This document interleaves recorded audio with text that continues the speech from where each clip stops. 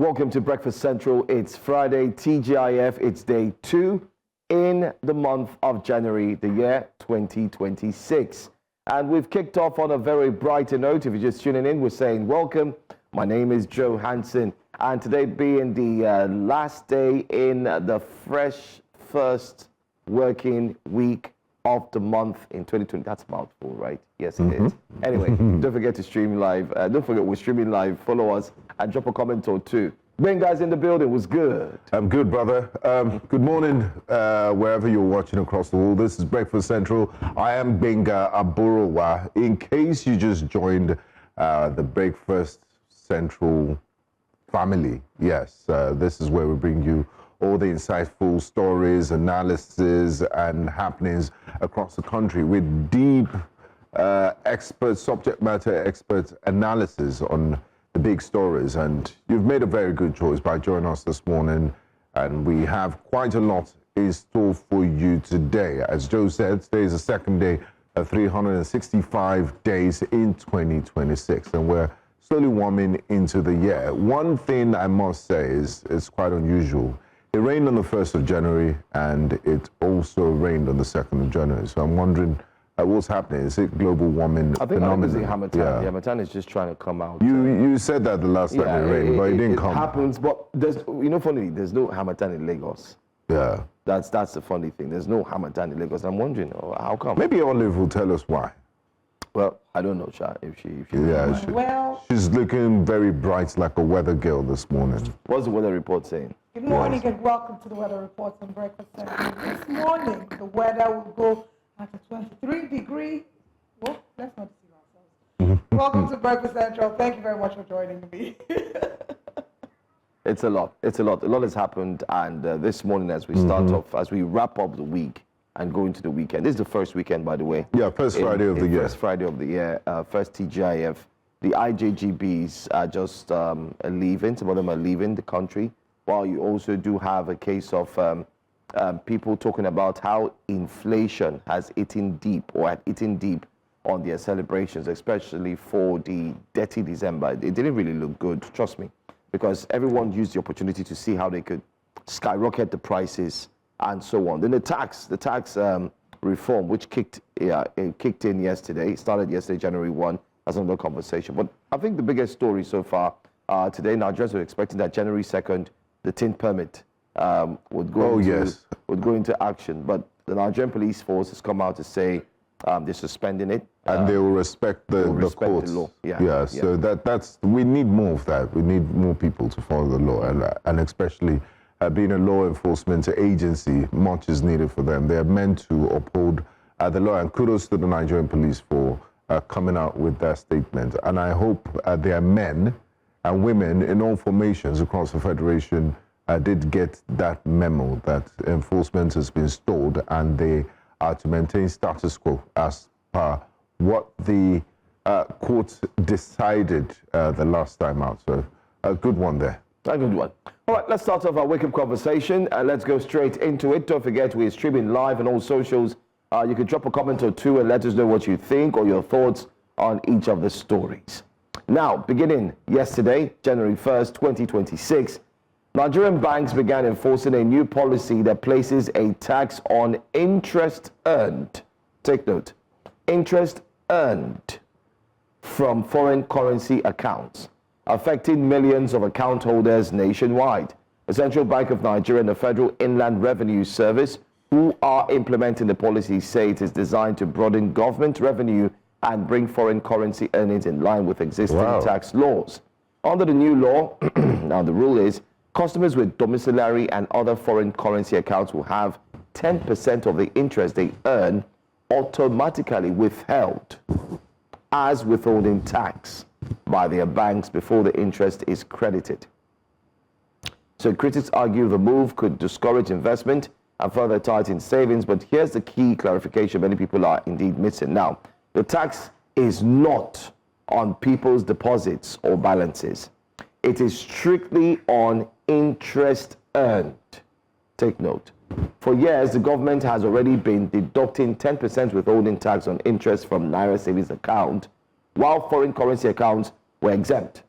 Okay, they were exempted. But what is changing now is simply that both Naira and foreign accounts are being treated the same. Yes, 10% no tax discrimination. on interest and not on deposits. Now, why is this making a wake-up conversation? Because many people have gone on social media and they've started putting different narratives, theories, how the government is going to kill them and so on and so forth. It's also good that when we speak about these things, we try to balance. Factually and objectively. Yeah, try to balance it. But let's see what Nigerians are saying about this very quickly and get their reaction before we come back to the studio.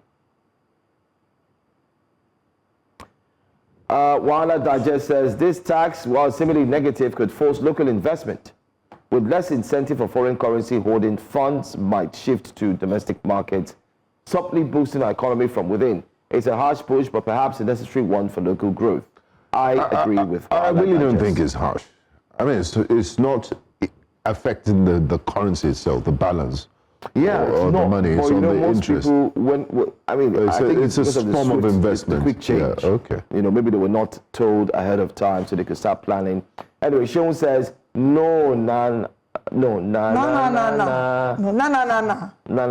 Okay, all right. I thought it was a song. Oh, Nana, what's your name? My name is Olive. Please, let's be serious, man.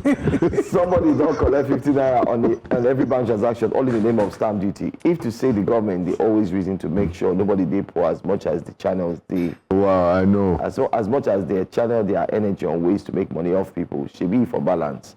Another thing I want to add. Okay, but when we finish, I'll remember. Charges I see on transaction mentions the bank, commission on NIP, VAT charges, electronic money transfer levy, SMS charge, and then we tax, which is when you receive money, W tax. Now this is a ridiculous way to steal from people. I guess this is the year they unbank the banked. And Okweyemi Adeboro says, if interest earned on Naira denominated savings account is subject to withholding tax, it is confusing why interest earned on forex savings was previously exempted. This new directive, which seeks to correct this anomaly, is a right step in the right direction. That's So no discrimination there. Yeah. And finally, Wale Akinola says, this is a standard everywhere. What is the noise about? And that's it. So just to clarify this, for those who have a domiciliary account and have been running businesses here in Nigeria, this also affects the social media influencers. The social media influencers who have YouTube channels and all of that, who have decided to make their account a domiciliary one.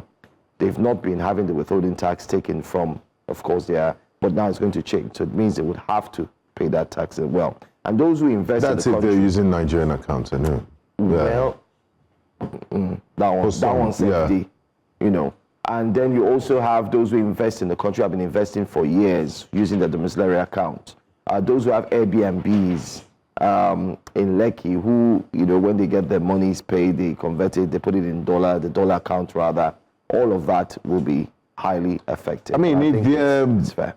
Touching just the interest, I don't think people will be Feel it drastically. Yeah, feel it drastically. Besides, no matter how you look at it, having investments in dollars will far outweigh we typically outweigh having investments in Naira because of it will help you beat exchange rate, no matter how you see it. So yeah, but I'm glad the Nigerian government is doing this. They're very creative about, their searchlights is on, okay, what have we not taxed previously? What do we need to tax?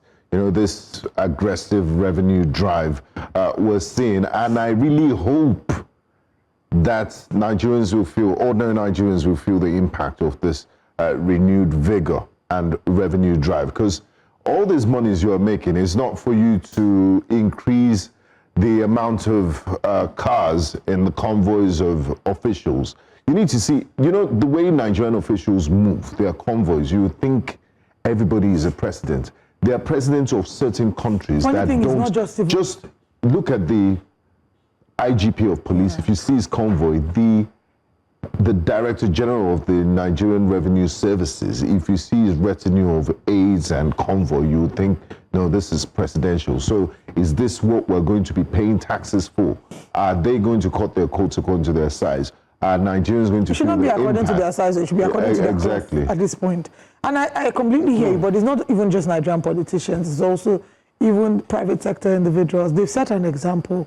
Every time we hear they're withdrawing policemen, every other day we see a convoy, and that convoy is filled with police officers. So when Nigerians are making a big deal about tax, I think part of the issues is they want to see what the tax is being used for. You can't be taxing people and they're not seeing the feedback. I'm not doing anything. And anyway, I'll just save my comments for, let me give them a few months, because this our road, Agidingbi Road, Latif Jakonde. Yeah, we say that. There's so many potholes there. Yeah, and the Lagos State Public Works have not done anything about it. And they're taxing people. Yes, Anyway, they're taxing people. Someone once said you cannot tax out of poverty. It seems that that position has changed. In the next few months, we'll see what the next updates are. I believe we have comments from YouTube. Yes, Joe? let's take a look at this. Okoye Chukwemeka starts today with us. He says, good morning, gentlemen. Merci beaucoup. Good morning, Okoye Chukwemeka. I hope you got our shout out yesterday. Yeah, then he says, do economies grow on taxation? I don't get why these guys are so obsessed with taxing everything. And then he says, good morning, Olive. Yeah. Good morning. Thank you very much for that comment. Please keep the comments coming on YouTube. We will take them during the show. You know, Olive, the way we're going with this tax drive, I believe some banks too might be very creative in their taxation and, passing the bulk to the people. Very soon we'll start getting a birthday SMS deduction for wishing you your birthday. Happy birthday, Olive. They will now remove 40 naira. She won't stop giving us that birthday. Please don't do that. I already know my birthday. Please, let's just respect ourselves. Let's. Okay, let's now go to some sad news. Suspected ISWAP fighters on December 29, 2025 attacked the Christian village of Timbwa in Mondag, Adamawa State, northeast Nigeria, killing at least 4 residents, burning down about 50 houses and 3 motorcycles, and abducting 5 others, in what locals fear may be an attempt by the group to divert attention from recent security challenges in Sokoto State. Just hours later, tragedy struck again in the central region as another mass killing marked New Year celebrations in Plateau State, where suspected armed militants raided Bom community in Chugui-Vwang district of Jos South local government area. The attack reportedly occurred around 11 p.m. on December 31st, 2025, moments before midnight, plunging residents into mourning as they prepare to bid farewell to 2025 and welcome the new year. The twin attacks have reignited fears about the worsening security situation across Nigeria, with citizens and leaders alike condemning the violence and calling on authorities to protect innocent lives and restore peace to affected communities. What a way to end the year and usher in the new year. And if I tell you that I wasn't concerned about this, I'll be a liar, because we oftentimes see that these attacks that usually happen on Christmas Day or New Year's Day, often targeted. So there were the concerns that this will happen. Again, re-emphasizing our insecurity challenges and the fact that we have a long way to go. There's unfortunately a level of desensitization that has accompanied this, because life just goes as normal. I hope that the newspaper front pages today or yesterday had a huge number of these, because what happens is they pick up another story and it's just giving a tiny corner on the front page of the newspaper. We reviewed the papers yesterday and it was missing. So we've become desensitized to it. It feels like we've accepted insecurity as our new normal, and that's no way for any citizen Very to live. unfortunate. Very unfortunate. I mean, it's sad, but this has reignited a statement coming from the United States all over again. If you recall, just a few weeks ago, the United States took this entire situation about Christian genocide very seriously, even though we know that that's not really the story. The story is not just for Christians, it's for everyone who has felt the brunt that's come from insecurity. But then again, if we go to X right now, you would find out that the rep from the United States is also talking, and he highlighted in his tweet, he said, Riley M. Moore says, if there were any remaining doubts that Christians in Nigeria are being targeted for their faith in Jesus Christ, this should end that debate. This isn't about land usage, climate change, or any other argument the left wants to make. This is persecution of our brothers and sisters for their faith in Christ, plain and simple. ISIS is telling Christians they have an opportunity to spare their blood if they convert. Our brothers and sisters will not bend the knee to anyone but our Lord and Savior, though. Thankfully, the President of the United States is continuing to work in cooperation with the Nigerian government to stop these Islamic radicals and defend our brothers and sisters in Christ. That's what he said. The story that also came out from the Adamawa incident was that they said before the killing had started, they had told the people there that they should convert. That if they convert, they will be spared. But if they don't convert, they will be killed. I'm also not just seeing this as a radical move, especially not from a terrorist angle. I'm also seeing this as something that is strategically planned.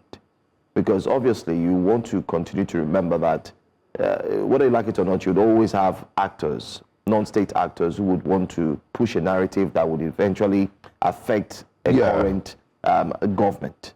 Or to drive a certain agenda. Exactly. And we did see this during the Jonathan's time, Goodluck Ebele Jonathan, the former president of Nigeria, where there was an agenda that was driven, which was about women, kidnap schoolgirls, make it hard for him, and so on and so forth. And now we're seeing something different.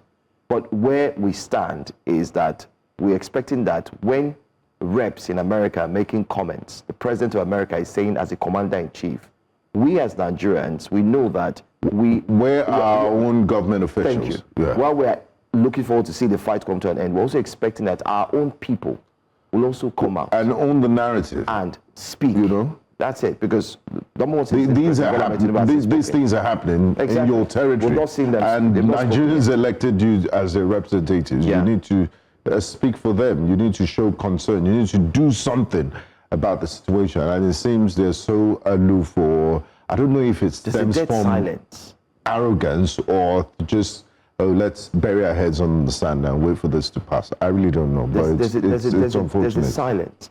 And I mean, just to wrap things up before we go to what Nigerians are saying, I'm also thinking are we so used to press releases now, as members of the press, as gentlemen of the press? Are we so used to press releases now that we wait on these press releases to drop in the WhatsApp group and then authenticated through the X account and platform, and then we'll say, okay, they've dropped a press release, or we take it, we use it to form the headlines, form the stories, and then that's it? Or can that is devoid of emotion and, you know, the visuals. And it's also arrogant. That's the arrogance I'm talking about. They don't care. I mean, if you don't address Nigerians, they should take it the way it is. Or maybe it's because of the frequency of attacks. Because if they continue to come out every day for press conferences, they would look like undertakers. Yeah, right, that's one. But then again, I think the one time that a press release, beyond a press release, a visual communication was expected was the whole Donald Trump saga, because then we had become an international issue. It had become one that had garnered international attention. Suddenly the US is speaking, Israel is speaking, different nations are starting to speak about it. At that very point, Nigerians were unsure, scared, uncertain of what the war against insecurity would look like. That would have been a great position for the presidency to address the nation, to assure its citizens that they are really doing everything that they can. And not just say that they're doing everything they can, tell us and show us, we've done this, we've done this, we've done this, these are the results we've received, as opposed to us getting assurance from the international community. But then again, let's see what Nigerians are saying about this on X. Our first tweet, ISWAP released an image of one of the Christian villages in Adamawa State burning, alongside a statement saying that all Christians in Nigeria are legitimate targets and they have an opportunity to spare their blood by converting to Islam or paying the jizya tax to ISWAP. This is a tweet from Brandt. The next tweet, ISWAP attacked the third Christian village in Adamawa State in the span of a few days, seemingly retaliation to the US airstrikes against IS Sahel in Sokoto State. This time, no Christians were killed, but the village of Higa was set ablaze yesterday with over 50 houses burnt. This is a tragic reminder that terrorism thrives on fear, optics, and distraction. Whether or not ISWAP is trying to divert attention, the reality is clear. Innocent civilians, again, Christians, are paying the price. These attacks are about spreading terror, asserting relevance, and exploiting weak security gaps. The focus shouldn't be speculation alone, but urgent protection of vulnerable communities and decisive action against terror networks everywhere, not selectively, Chisholm Anthony says. And in our next tweets, all right, okay, Oladimeji Olalekan says that they should confirm they are truly being hit in Sokoto, and using that should confirm that they are truly being hit in Sokoto, and using that to create a diversion. according to Olamileko. From what I see, the Christian fundamentalists with connections to U.S. government and the Biafrans are blaming the Sultan of Sokoto for financing everything and want Sokoto destroyed. It's a stupid conspiracy theory, but it's worked. Why they want to attack Sokoto is another matter. This is another tweet. Islam has declared war on Christians. If the Crusaders are to gather, it wouldn't be funny. I don't recall when Islam declared war on Christians. I don't you shouldn't use the behavior of certain people to paint the whole religion or a group of people with the same brush and make generalizing statements. People are talking, you know, on this show over the week, since imagine we're saying last year, wow. I mean, last year, we had people, we're calling on people to speak out. If you believe it's not a religious thing, that there are few bad eggs or people within that same circle. And they've been doing that in the past week, which is quite commendable in the sense that, I mean, see, Nigeria, we keep saying this, we are a beautiful people. We are accommodating, we're loving, we're kind. We are very, very, we're just people that you want to be with. People travel from far and wide, visit Nigeria, and they talk about how loving the place is. Until these politicians decided to play the trump card by looking into what divides us and used it as a stronghold. Up until now, we have not recovered. Yeah. We just want to live. We just want to be able to practice, you know, everybody practicing their religion, living, coexisting happily together, and not have to look over our shoulders. You know, the government owes us that. That's the very least that the government owes us. But let's now move to our next story. Senate President Godswill Akpabio has directed his lawyers to withdraw all defamation suits he filed against Senator Natasha Akpoti-Uduaghan and others, bringing a calm close to months of political tension. He made the announcement on Thursday while speaking at the Sacred Heart Parish during the New Year Mass in Adamawa State, saying he was moved by the priest's sermon to choose peace and reconciliation over prolonged legal battles. The dispute had escalated last year with sharp public exchanges and allegations that quickly snowballed into court actions and heated national conversations. Akpabio described the move as an opportunity to refocus on legislative responsibilities rather than personal feuds, a gesture that has drawn praise from supporters and sparked discussion across the political space. Let's listen to what he said. Today, I listened to the homily, and I just thought that the parish prepared for me, because as the priest was speaking, he wasn't the one speaking. It was the Holy Spirit that was speaking through him. And he said, leave behind all things that happened in 2025 so that they don't drag you backwards.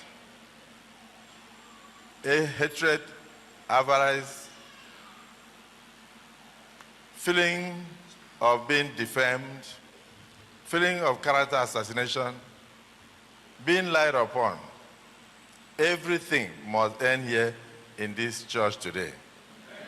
And you will move from here into the realm of the Spirit and face Nigeria and what God sent you to do.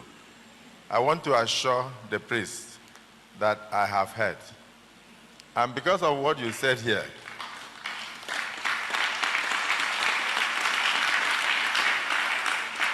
I had almost 9 cases in court against some individuals, against people who defamed me, who lied against me, who slandered my name, and all. But listening to the priest, I suddenly realized he was talking to me. So I hereby direct my solicitors to withdraw all lawsuits against them.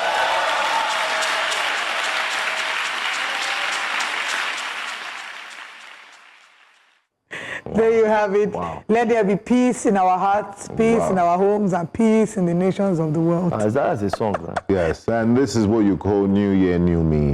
Yeah. Starting on a clean slate, tabula rasa.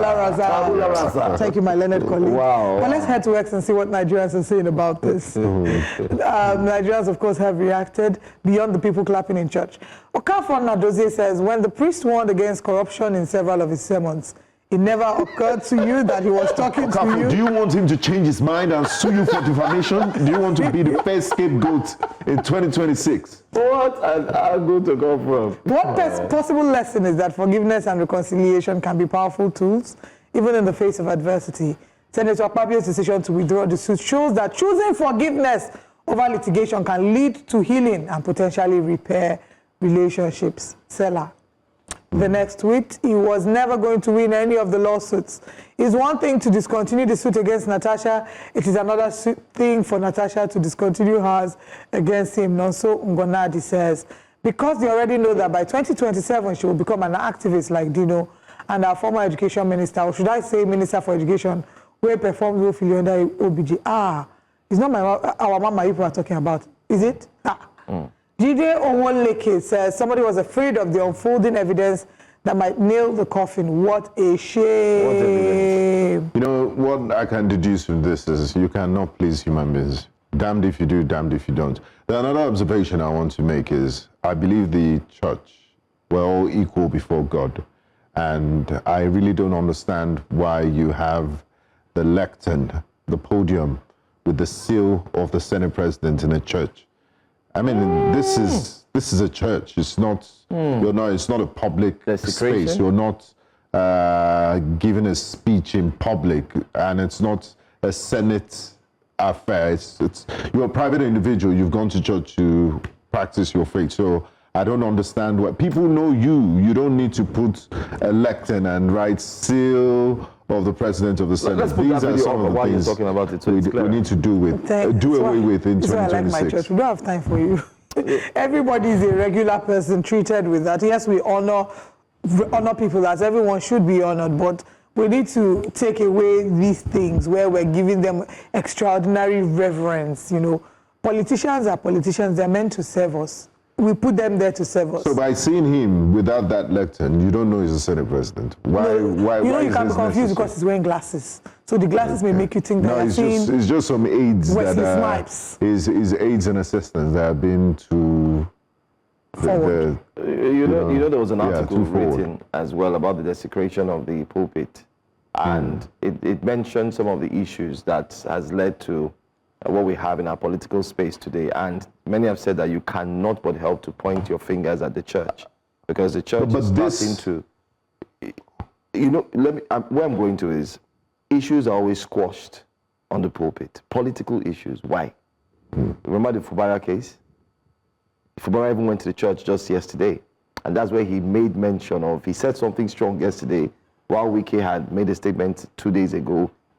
Also 48 hours. He was there yesterday, and he made a very strong statement. So those sort of, I think the Senate President's statements was in line with the sermon on forgiveness. Yeah. So it makes sense for him to call for his solicitors to withdraw lawsuits. But these other politicians that go there to attack opponents, and that's not right. You shouldn't be doing that in church. He's withdrawn his own. So that means Natasha is free. What it means now is Natasha is free.